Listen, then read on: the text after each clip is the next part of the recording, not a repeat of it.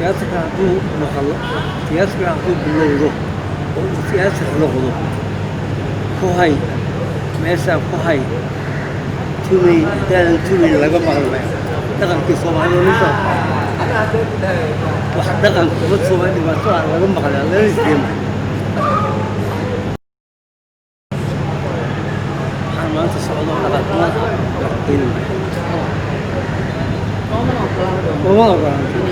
Soomaaliya ku sheegay waxay tiri maxay dabta isaar iyo waxay baariyo maxay tiri ku hay maxay tahay waxaas yani waxaan leenahay iyagana sheegay maari ballan waay yaa dadka maalku furno wax dhaqan xuma ah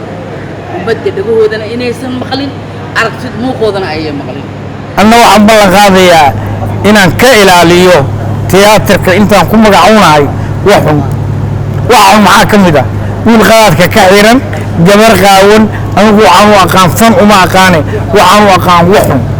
fanku waa macallinka bulshadu ku dayato waxaan ka rabaa tiyaatarka dhaqan dad qurux badan si fiican u nadaamsan wiilka Soomaaliyeed waxaan ka rabaa ama tuur weyn oo simanoo kaygoo kala ama tuur yar oo nadiifa oo isleeg laakiin halkaasaan xiiraya oo kooka ku shawaya oo raama ka dhigaya walla tiyaatarka loola soo gelin haddeer ba ogaada lama soo gelaysaan kagama heesaysaan inta anigu joogo waxaan ka rabaa fanku inuu noqdo kan lagu daydo lagaga daydo quruxda iyo nadaafadda iyo labiska iyo akhlaaqda iyo duuqaadka aad baa u mahadsantihiin ilaahay wadada khayrayna waafajiyo ilaahay wuxuu wanaag ku jiro hayna waafajiyo ilaahay Soomaali boggeeda burcad ha isu mariyo